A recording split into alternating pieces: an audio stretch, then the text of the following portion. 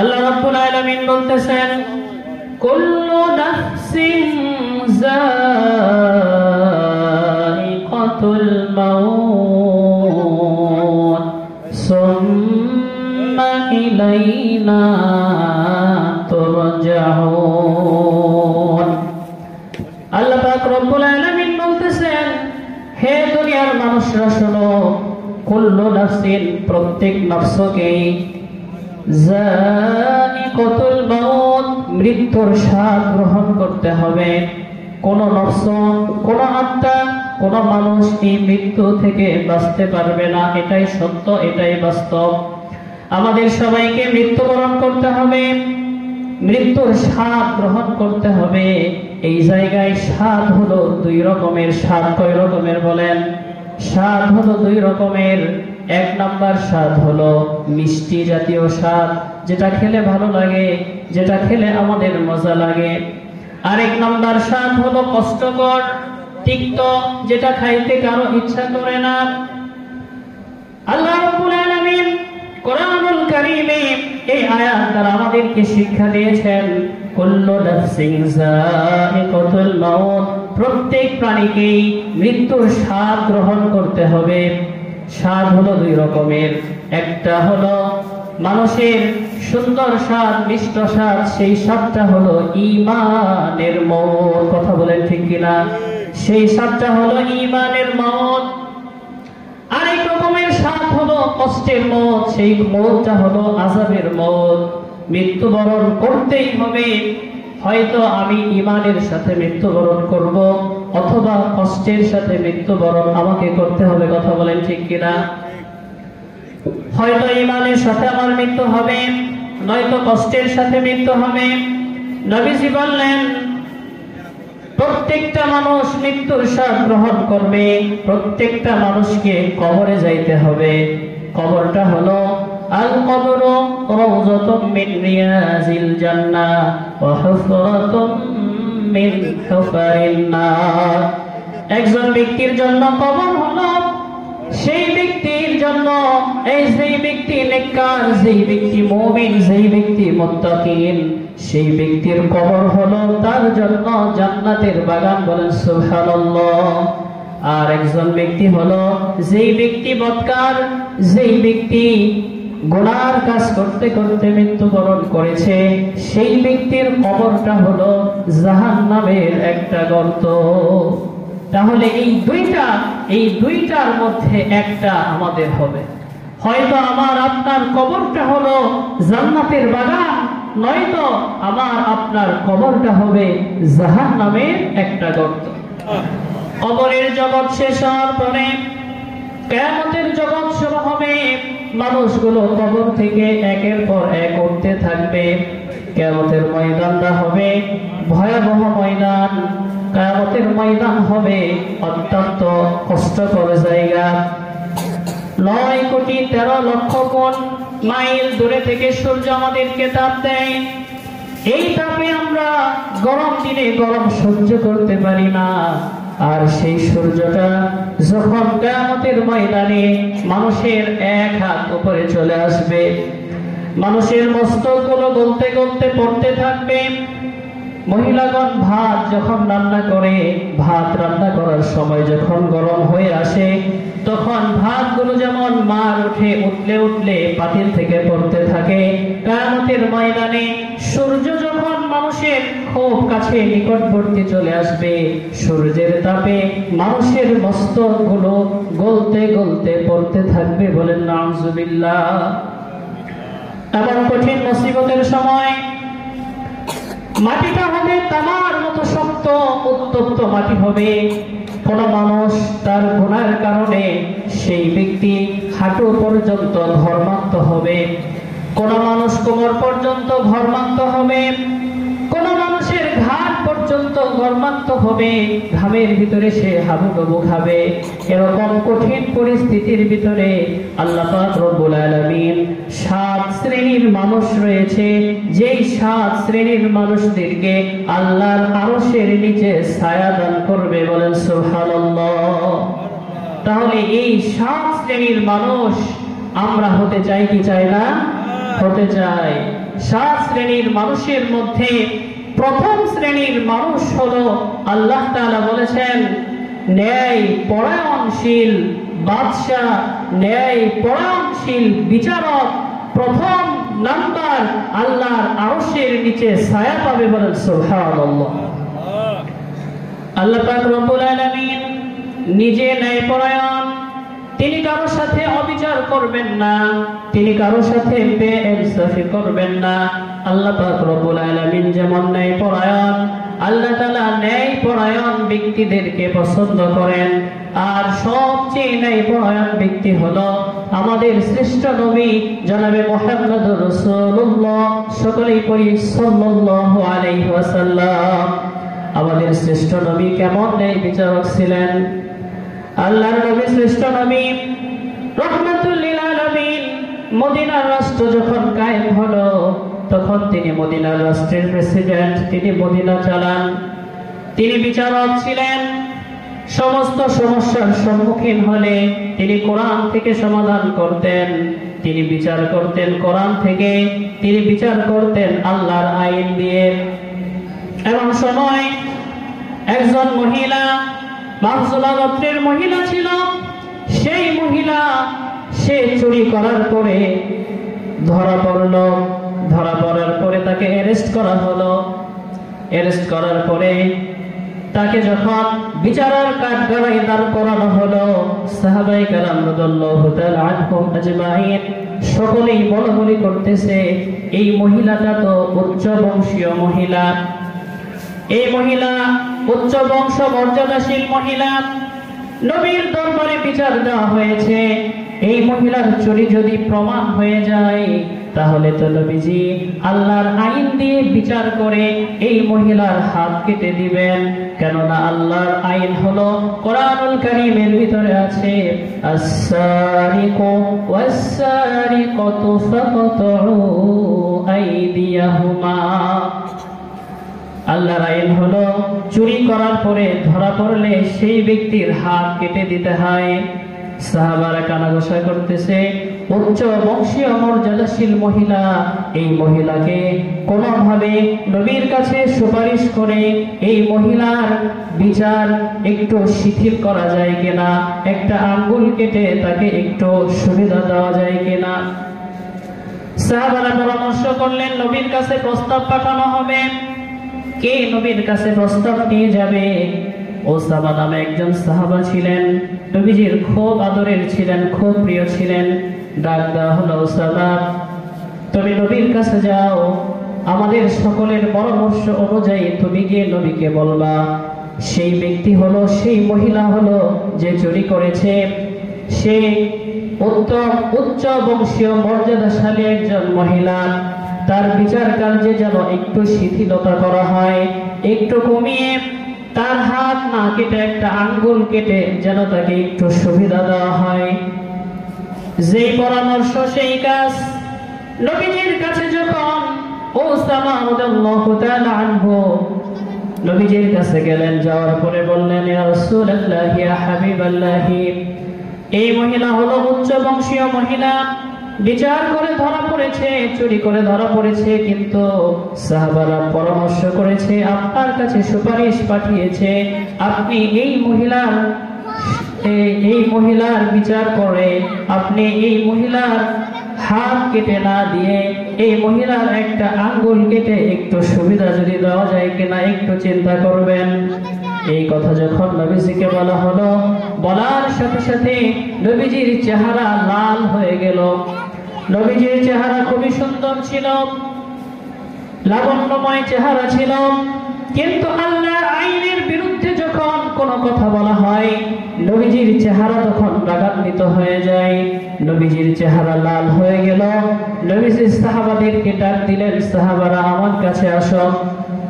নবীজি দাঁড়ালেন, বললেন সাহাবারা শোনো, আজকে উচ্চ মর্যাদাশীল নারী চুরি করেছে, সেই জন্য হাত যেন না কেটে দেই এই সুপারিশ তোমরা আমার কাছে এনেছ, এই সাহস তোমাদেরকে কে দিয়েছে?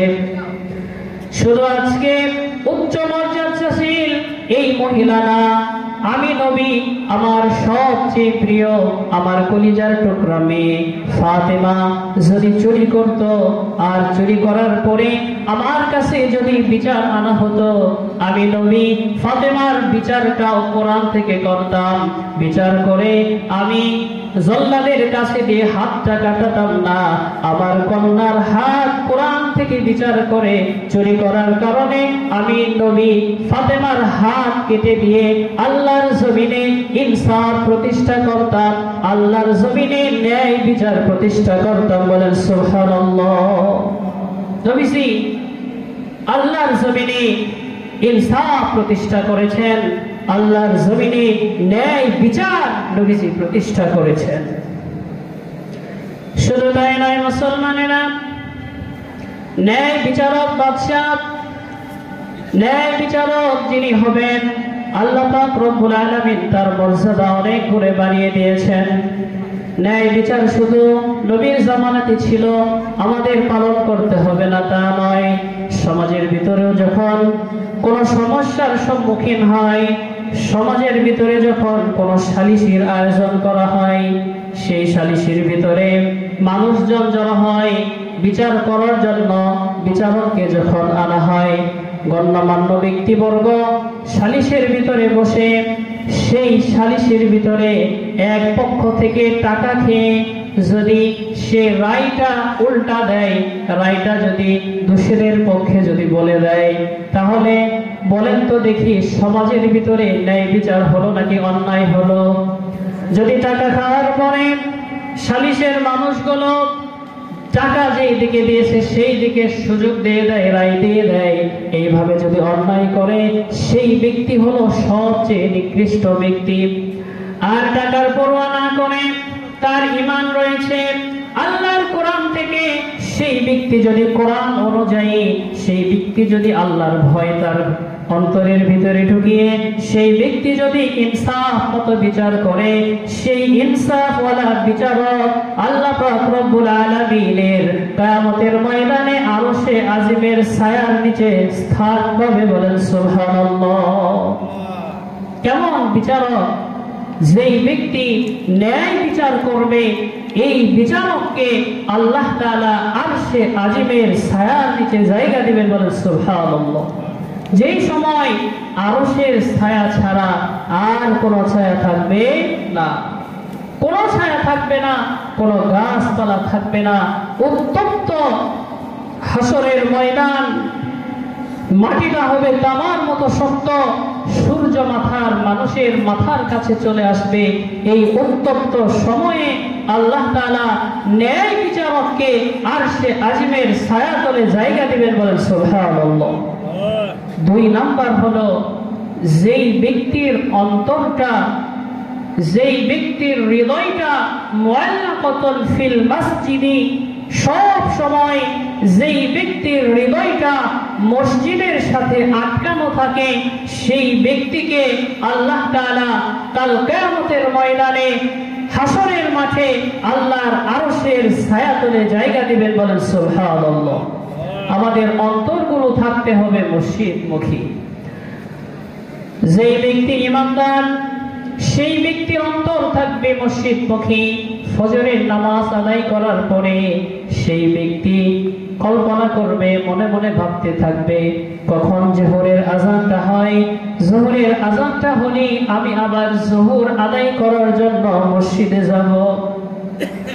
যেই ব্যক্তি ঈমানদার, যেই ব্যক্তি মুমিন, সেই ব্যক্তির অন্তরটা থাকবে যোহরের নামাজ আদায় করার পরে আসরের দিকে তাকিয়ে থাকবে, কখন আসরের সময় হবে আবার আমি মসজিদে গিয়ে নামাজ আদায় করব।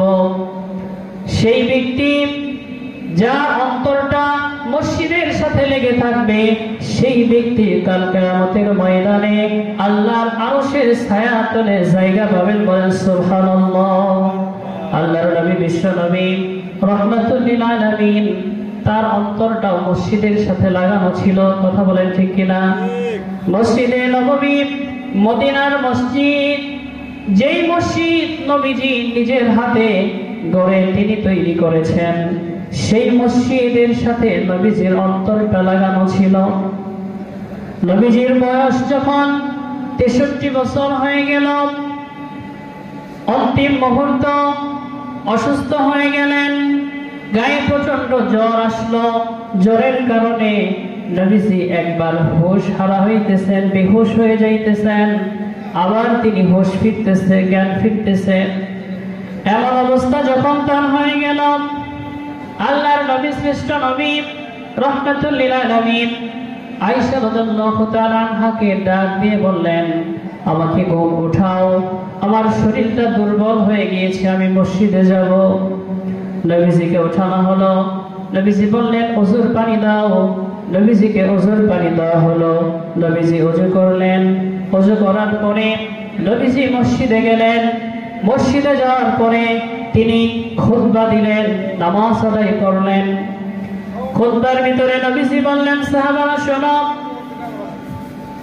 এক ব্যক্তিকে আল্লাহ পাক রব্বুল আলামিন দুনিয়ার সমস্ত সম্পদ তাকে দান করতে চেয়েছিলেন, কিন্তু সেই ব্যক্তি দুনিয়ার সমস্ত সম্পদগুলো অপেক্ষা করে সেই ব্যক্তি আল্লাহর কাছে, মালিকের কাছে যাওয়াটাকেই বেশি পছন্দ করেছেন। নবীজি যখন এই কথা বললেন, নামাজ শেষ হলো, কেউ কিছু বুঝলেন না। হযরতে আবু বকর রাদিয়াল্লাহু তাআলা আনহু বুঝতে পারলেন। তিনার চোখ দিয়ে পানি পড়া শুরু করলো, গড়গড় করে পানি পড়তেছে। সাহাবারা জিজ্ঞাসা করলেন, হে আবু বকর, আপনি কেন কান্নাকাটি করতেছেন, কারণ কি? কেউ তো কিছু বুঝলাম না। নবীজি বললেন, সমস্ত সম্পদ উপেক্ষা করে তিনি তার রবের কাছে যাওয়ার জন্য পছন্দ করেছেন, এর কথাটার মানে কি? আবু বকর বললেন, সাহাবারা শোনো, আল্লাহ পাক রব্বুল আলামিন তার দুনিয়ার সমস্ত সম্পদ আমাদের নবীজিকে দিতে চেয়েছিলেন, কিন্তু এগুলো তিনি উপেক্ষা করে তিনি নিজেই যেহেতু তার রবের কাছে যাইতে চেয়েছেন, সেই সুকারে বোঝা গেল যে নবীজি আর আমাদের সাথে বেশি দিন হয়তো থাকবেন না। এই কথা মনে করে আমি কান্নাকাটি করতেছি। সাহাবারাও বুঝতে পারলেন নবীজি আর বেশি সময় থাকবেন না। যে এরকম করতে করতে আসরের নামাজের সময় হলো, নবীজি বেহুশ হয়ে যায়, আবার হুশ আসে। এমন অবস্থায় নবীজি যখন আসরের আযান শুনতে পেলেন, বিলাল আযান দিয়েছে মদিনার মসজিদ থেকে, নবীজি বললেন, আয়েশা, আমি মসজিদে যাব, কেননা আমার অন্তরটা মসজিদে রয়েছে। অন্তরটা কোথায় রয়েছে? মসজিদে রয়েছে। দুইজন সাহাবাকে ডাক দেওয়া হলো। দুইজন সাহাবার কাঁধের উপরে ভর করে আমার নবী, শ্রেষ্ঠ নবী রাহমাতুল লিল আলামিন মদিনার মসজিদে গিয়ে নামাজের ইমামতি করলেন। বলেন সুবহানাল্লাহ। এরকম করে আসর পড়লেন, মাগরিবের নামাজ আদায় করলেন। নবীজি ঘরের ভিতরে বেহুশ হয়ে যাচ্ছেন, আবার হুশ হইতেছেন। এশার নামাজের সময় হয়ে গিয়েছে, আযান দিয়ে দিয়েছে বিলাল। নবীজি আয়েশাকে বললেন, আয়েশা, এখন কোন সময়, কোন ওয়াক্ত এসেছে? নবীজিকে বলা হলো, ইয়া রাসূলুল্লাহি, ইয়া হাবিবাল্লাহি, এখন তো এশার সময় হয়ে গিয়েছে। নবীজি জিজ্ঞাসা করলেন, মসজিদে কি জামাত হয়ে গিয়েছে নাকি? তাকে জানানো হলো, না, জামাত এখনো হয় নাই। আপনার পিছনে নামাজ পড়ার জন্য সাহাবায়ে কেরাম রাদিয়াল্লাহু তাআলা আনহুম আজমাইন তারা মসজিদে অপেক্ষা করতেছে। নবীজি বললেন, আমি মসজিদে যাব, আমাকে দাঁড় করিয়ে দাও, ওযুর পানি দাও। নবীজি ওযু করতে যাবেন, এমন সময় আবার বেহুশ হয়ে পড়ে গেলেন। নবীজির আবার যখন হুঁশ হলো, নবীজি বললেন, নামাজ শেষ হয়ে গিয়েছে কিনা? বলা হলো, না, মসজিদে সাহাবায়ে কেরাম রাদিয়াল্লাহু তাআলা আনহুম আজমাইন আপনার অপেক্ষা করতেছেন। নবীজি ওযু করলেন।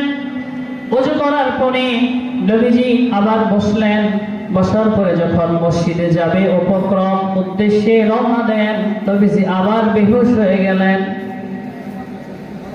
তারপর যখন নবীজির হুঁশ ফিরে এলো, নবীজি আয়েশাকে ডাক দিয়ে বলতেছেন, আয়েশা, আমার মনে হয় আর মসজিদে যাওয়া হবে না, আমার অন্তরটা মসজিদের সাথে লটকানো। তোমার বাবা আবু বকরের ইমামতিতে মসজিদে ইশার নামাজটা আদায় করতে বলো। আয়েশা চোখের পানি ছেড়ে বলতেছে, ইয়া রাসূলুল্লাহ, ইয়া হাবিবাল্লাহ, আমার বাবাকে এই আদেশ দিবেন না, যেই যায় নামাজে আপনি দাঁড়াতেন সেই যায় নামাজে আমার বাবা খুব নরম দিলের মানুষ, আমার বাবা আপনার যায় নামাজে দাঁড়াতেই পারবে না, তার অন্তরটা বিগলিত হয়ে যাবে, আপনি ওমরকে এই আদেশটা দেন। নবীজি বললেন, আবু বকর হলো আমার সবচেয়ে প্রিয় সাহাবী, আবু বকর হলো আমার হিজরতের সঙ্গী, আবু বকর হলো আমার সবচেয়ে প্রিয় কাছের একজন সাহাবী। আমি আশা করি আমার অনুপস্থিতিতে আমার জায়নামাজে আবু বকর দাঁড়ানোটাই আমি পছন্দ করি। বলেন সুবহানাল্লাহ। নবীজি এই কথা বললেন, আবু বকরকে নামাজের ইজাজত দিয়ে দিলেন, অনুমতি দিয়ে দিলেন। খবর পাঠানো হলো, আবু বকরকে খবর পাঠানো হলো, আবু বকরের ইমামতিতে মসজিদে নববীতে জামাত শুরু হয়ে গিয়েছে। আবু বকর নামাজে দাঁড়ালেন, নামাজে দাঁড়িয়ে হাত বাঁধার করে তিনি কোরআন তেলাওয়াত করতেছেন, আর আবু বকরের চোখ দিয়ে গড়গড় করে পানি পড়তেছে। পিছনে সাহাবারা ছিলেন, সাহাবারাও বুঝতে পারলেন আমরা সব সময় নবীজির পিছনে নামাজ আদায় করতাম, নবীজির পিছনে ইক্তেদা করতাম, আর আজই হয়তো শেষ হয়ে গেল নবীজির পিছনে আর নামাজ আদায় করার ভাগ্য থেকে আমরা আজকে মাহরুম হয়ে গেলাম।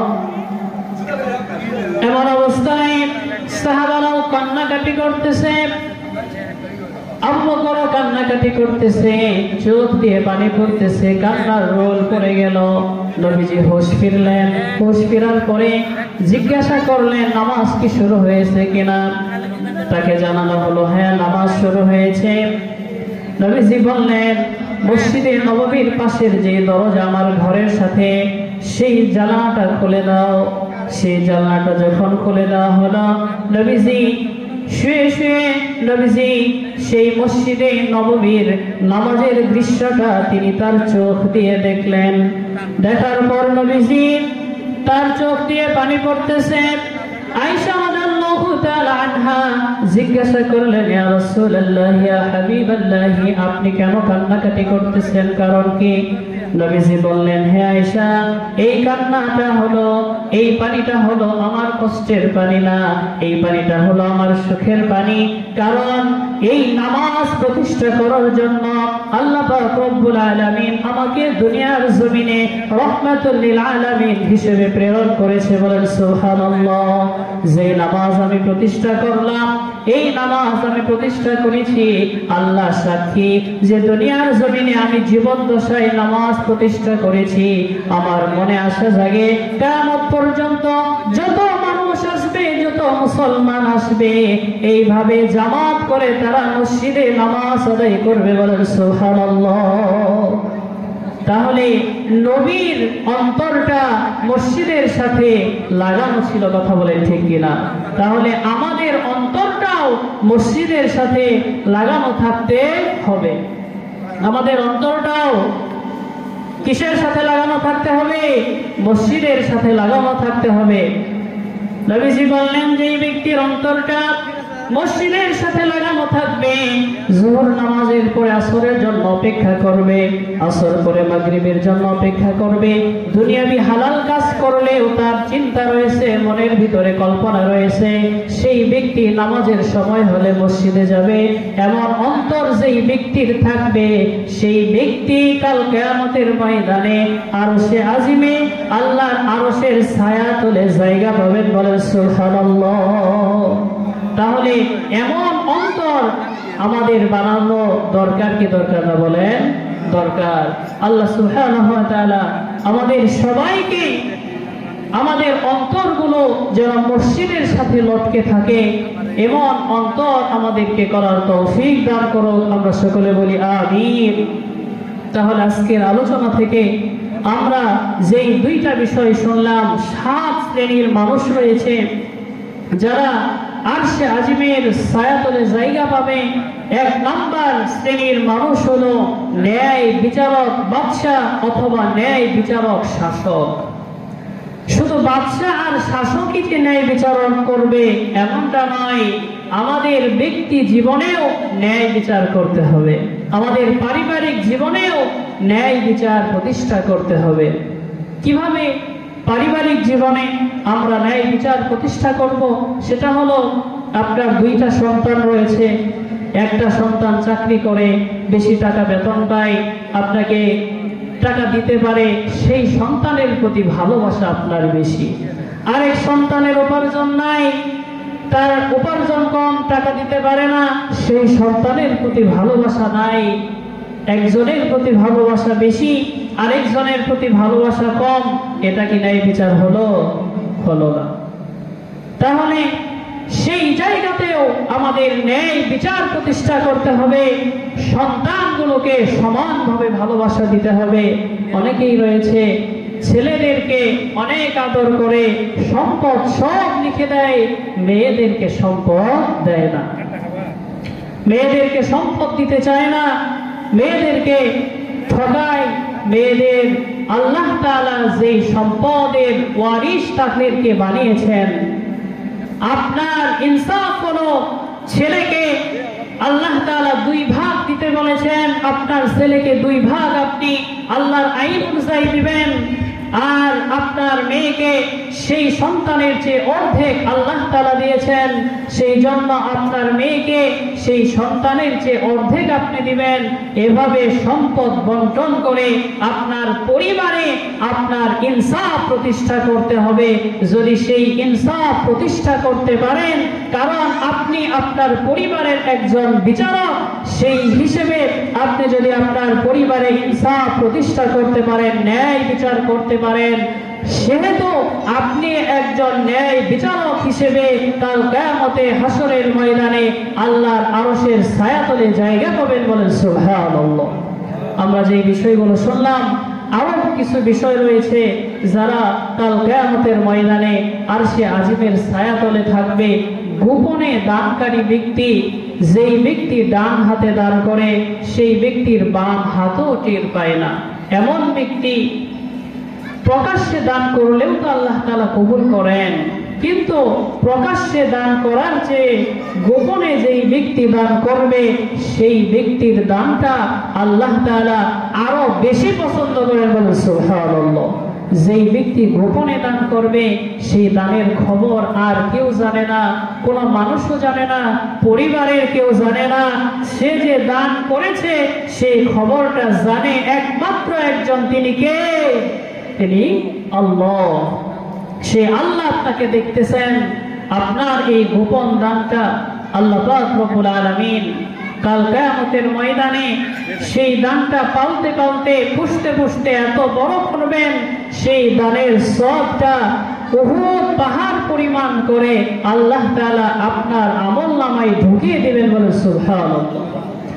একজন বান্দা কাল কিয়ামতের ময়দানে যখন তার আমলনামা পাবে, আল্লাহ তাআলা বলবেন, ইকরা কিতাবাকা কাফা বিনাফসিকাল ইয়াউমা আলাইকা হাসিবা। হে বান্দা, তোমার আমলনামা আজকে তুমি পড়ো। তোমার আমলনামা পড়ার জন্য তুমি নিজেই যথেষ্ট। তোমার আমলনামা পড়ে দেখো। সেই বান্দা যখন আমলনামা পড়তে থাকবে, সেই বান্দা পড়তে পড়তে দানের সওয়াব পাবে, পাহাড় পরিমাণ সওয়াব, উহুদ পাহাড় পরিমাণ সওয়াব পাবে। সেই বান্দা ফেরেশতাকে বলবে, সেই বান্দা আল্লাহকে বলবে, আল্লাহ, আমি তো দুনিয়ার জমিনে এত দান করি নাই, আমার আমলনামায় এত দানের সওয়াব কেন? ফেরেশতারা ভুল করে মনে হয় অন্য কারো আমলনামা আমার আমলনামার ভিতরে ঢুকিয়ে দিয়েছে। ফেরেশতারা কখনো ভুল করে না, কি বলেন? ফেরেশতারা কখনোই ভুল করে না। আল্লাহ তাআলা বলবেন, বান্দা, আমার ফেরেশতারা কখনোই ভুল করে না। তুমি যে দুনিয়ার জমিনে দান করেছিলা, যেই দানটা শুধুমাত্র আমি আল্লাহর জন্য করেছিলা, আর দুনিয়ার কোনো মানুষকে দেখানোর জন্য করো নাই, আর দুনিয়ার কোনো মানুষ দেখে নাই। কোনো মানুষ জানে না যে এই দানটা আমি আল্লাহকে রাজি খুশি করানোর জন্য তুমি করেছিলা, সেই দানটা আমি আল্লাহ কবুল করে নিয়েছি। সেই দানটা পালতে পালতে পুষতে পুষতে বড় করতে করতে সেই দানটা উহুদ পাহাড় পরিমাণ করে আমি আল্লাহ তোমার আমল নামায় ঢুকিয়ে দিয়েছি। বলেন সুবহানাল্লাহ। যেই ব্যক্তি গোপনে দান করবে সেই ব্যক্তি কাল কিয়ামতের ময়দানে আরশে আজিমের ছায়াতলে থাকবে। বলেন সুবহানাল্লাহ। আরো 4টা শ্রেণী রয়েছে, যে 4টা শ্রেণীর মানুষ কাল কিয়ামতের ময়দানে আরশে আজিমের সর্বমোট 7 শ্রেণীর মানুষ আরশে আজিমের ছায়াতলে জায়গা পাবে। যদি কখনো সময় হয় অন্য সময় আমরা আলোচনা শুনবো ইনশাআল্লাহ। আজকে আমরা যা শুনলাম আল্লাহ সুবহানাহু ওয়া তাআলা আমাদের সবাইকে আজকের আলোচনা থেকে শিক্ষা নিয়ে আমাদের জীবনে বাস্তবায়ন করার তৌফিক দান করুন। আমরা সকলে বলি আমিন। ওয়া আখিরু দাওয়ানা আলহামদুলিল্লাহি রাব্বিল আলামিন। আসসালামু আলাইকুম ওয়া রাহমাতুল্লাহি ওয়া বারাকাতুহু।